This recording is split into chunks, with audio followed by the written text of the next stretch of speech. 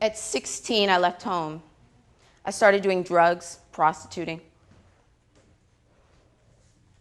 I finished high school and went to college and dropped out to become a prostitute, a stripper, and then a madam. But then one day, I saw this man. He looked like what I would have thought Moses looked like. He was tall and regal looking, and he had this beautiful mocha-colored skin and long flowing locks and deep piercing soul-searching eyes. He was gorgeous. He was intelligent and he was spiritual. And his body, wow, my God. He knew the Bible backwards and forwards. So I married him, and I became his wife. Now, I gotta say, first wife, because he had a second wife and 3 concubines, and we lived on a commune. I guess it's really no surprise that I ended up somewhere like that, is it? After about 5 months, I realized that things weren't what I thought, that he wasn't what he appeared. His religion was twisted, and he was using the principles of it to manipulate and destroy. He was planning on blowing up churches throughout the city. I had been sober for 3 years, and during my time with him, I relapsed. When I threatened to leave, he burned down my family's home while my parents and my son from a previous relationship slept.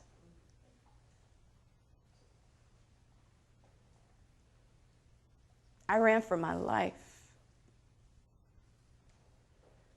He was caught a year and a half later and sentenced to 25 years in prison. Now, my family survived, but I was just dead on the inside. I began dating this married drug dealer who fathered my second child that I gave up for adoption. I did cocaine practically every day of my pregnancy. And I knew that she deserved a life far better than the one I could give her. So, like my own mother, I gave her to a family that I believed would provide a good life for her. And I pray that they actually were good and she will not be sitting somewhere someday telling the same story. I got a picture of her the other day, and she is beautiful. Beautiful. But I couldn't keep her.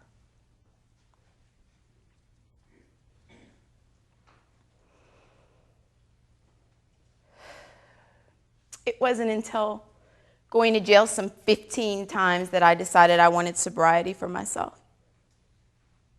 I really feel sorry for all the people that were in my life during the time of my addiction because I was careless, I was malicious, and I hurt a lot of people.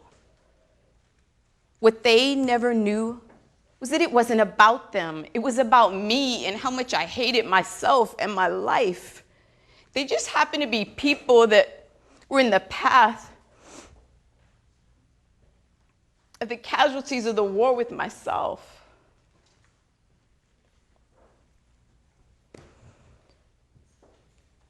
There is one thing that I would like to ask my dad, and that's why. I want to know why he made me fill the shoes of an adult woman before I could even write my alphabet.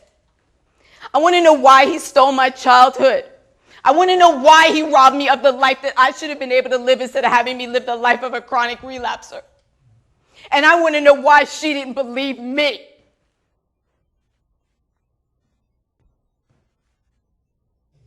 I have been sober for 6 months. It took me 4 years to get 6 months of sobriety. And this was supposed to be a better life.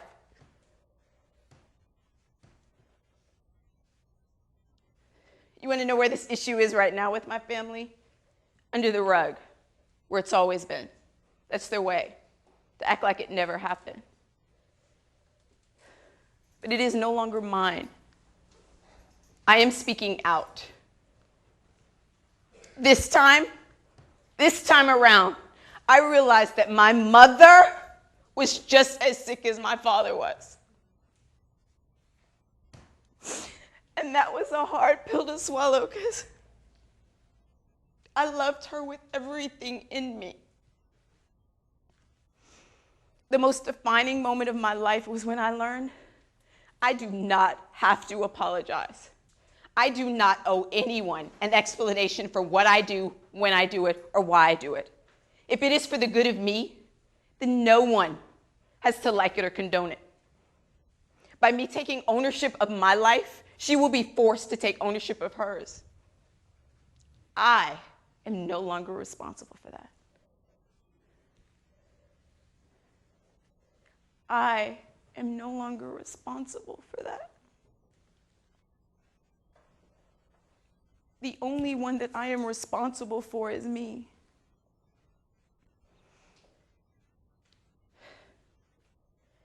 And the best thing that I could have ever learned was that it is okay to be me.